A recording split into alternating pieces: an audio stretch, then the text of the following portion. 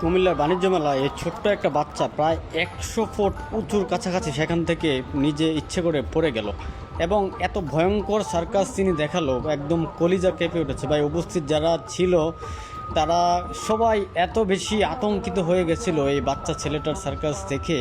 আমি নিজেও খুবই ভয় পেয়েছিলাম যে সে যেভাবে এই সার্কাস দেখাচ্ছিল, এত অল্প বয়সে এই সাহস করে সার্কাস দেখাচ্ছে। আসলে সব কিছুই হচ্ছে পেটের দায়। একজন মানুষকে কি পরিমাণ যুদ্ধ করতে হয় এই বাচ্চা ছেলেটির দিকে তাকালেই আসলে বোঝা যায়।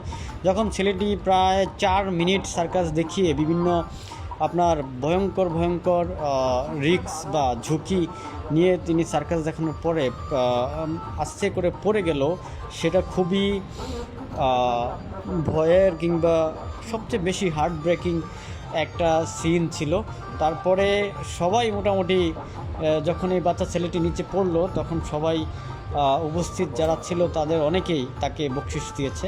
তবে দিন শেষে একটা জিনিসই উপলব্ধি করা হলো আর কি, যে আসলে মানুষ দেখেন পেটের দায়ে কত কষ্ট করে, কত ঝুঁকি নেয়।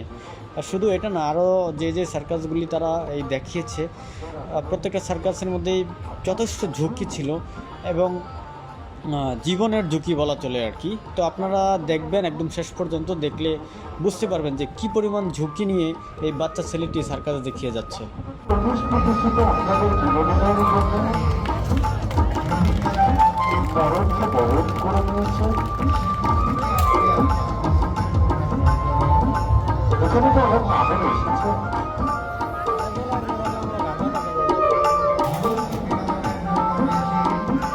আপনাদের আগমনের সীমাবদ্ধ রয়েছে, কিন্তু তারা কোথায়?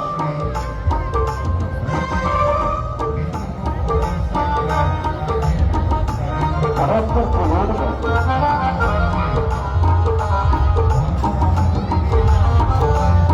অথবা দশাবাদীদের উপস্থিতের কারিগরের কাছে ভোট পায়।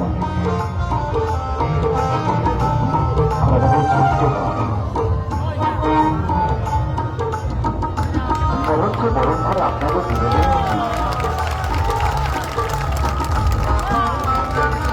যারা জানেন, প্রত্যন্ত ভারত জানে আপনারা পরিচ্ছন্ন টাকা খরচ করে এসেছেন।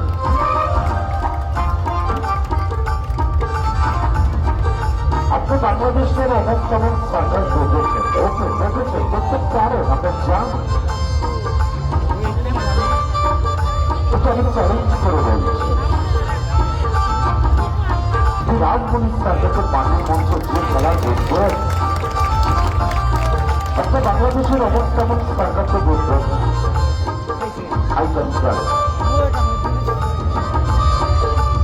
আমি যদি তো একটা চ্যালেঞ্জের মোকাবেলায় সমগ্র বাংলাদেশ সুন্দরবনকে বান্ধবন উৎসব পাঠান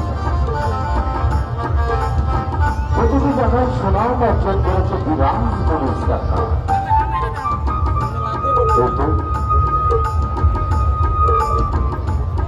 2024 ফেব্রুয়ারিতে